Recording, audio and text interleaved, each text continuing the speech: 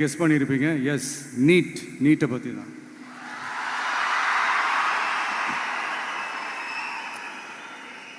இந்த நீட்டுன்றது பார்த்தீங்கன்னா நம்ம தமிழ்நாட்டில் இருக்கிற மாணவ மாணவிகள், குறிப்பாக கிராமப்புறத்தில் இருக்கிற ஏழை எளிய பிற்படுத்தப்பட்ட, மிகவும் பிற்படுத்தப்பட்ட மற்றும் தாழ்த்தப்பட்ட வகுப்பினை சேர்ந்த இந்த மாணவ மாணவிகள் எல்லாருமே ரொம்பவும் பாதிக்கப்படுறாங்கன்றது தான் ஒரு சத்தியமான ஒரு உண்மை.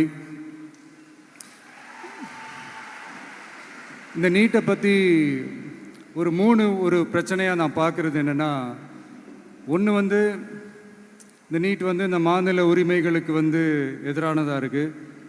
நீங்கள் 1975க்கு முன்னாலே பார்த்தீங்கன்னா இந்த கல்வி மாநில பட்டியலில் தான் இருந்துச்சு. உங்கள் எல்லாருக்குமே தெரிஞ்ச ஒரு விஷயந்தான். அதுக்கப்புறமா தான் அது ஒன்றிய அரசு வந்ததுக்கப்புறம் அது பொது பட்டியலில் அது சேர்த்தாங்க. எனக்கு தெரிஞ்சு அதுதான் ஒரு முதல் பிரச்சனையாக ஒன்று ஸ்டார்ட் ஆச்சு. ரெண்டாவது பார்த்தீங்கன்னா, ஒரே நாடு, ஒரே பாடத்திட்டங்கள், ஒரே தேர்வு. இது பேசிக்காகவே அந்த கல்வி கற்கும் அந்த நோக்கத்திற்கே ஒரு எதிரான ஒரு விஷயமாக நான் அதை பார்க்குறேன். ஒவ்வொரு மாநிலத்துக்கு ஏற்ற மாதிரி அந்த பாடத்திட்டங்கள் இருக்கணும். இது நான் மாநில உரிமைகளுக்காக மட்டுமே இதை நான் கேட்கல. நீங்கள் பார்த்தீங்கன்னா அந்த கல்வி முறையில் பல்வேறு கண்ணோட்டங்கள், பல்வேறு பார்வைகள், டிஃப்ரெண்ட் பர்ஸ்பெக்டிவ்ஸ்னு ஒன்று சொல்லுவாங்க இல்லையா, அப்படி அதுக்கு ஒரு முக்கியத்துவம் கொடுக்குற ஒரு விஷயமா அது இருக்கணுன்றதான் என்னுடைய பார்வை. Diversity is a strength, it is not a weakness. பன்முகத்தன்மை அப்படிங்கிறது அது ஒரு பலமே தவிர பலவீனம்னு சொல்ல முடியாது. இதில் இன்னொரு முக்கியமான ஒரு விஷயம் என்னென்னா, மாநில மொழியில் படிச்சுட்டு ஸ்டேட் சிலபஸில் படிச்சுட்டு என்சிஇஆர்டி சிலபஸில் தேர்வு வச்சா அது எப்படிங்க? அதுவும்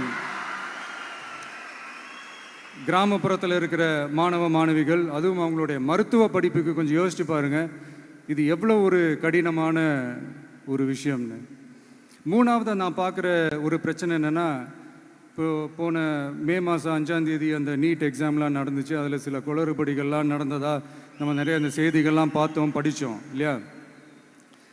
அதுக்கப்புறமே என்ன ஆயிடுச்சுன்னு பார்த்தீங்கன்னா, அந்த நீட் தேர்வுக்கு மேலே இருக்கிற அந்த நம்பகத்தன்மையை மக்கள் மத்தியில் சுத்தமாக போயிடுச்சு. இனிமேல் நாடு முழுக்க அந்த நீட் தேர்வே தேவையில்லை அப்படிங்கிறத இந்த செய்திகள் மூலமா நாம் எல்லாருமே புரிஞ்சுக்கிட்ட ஒரு விஷயம்.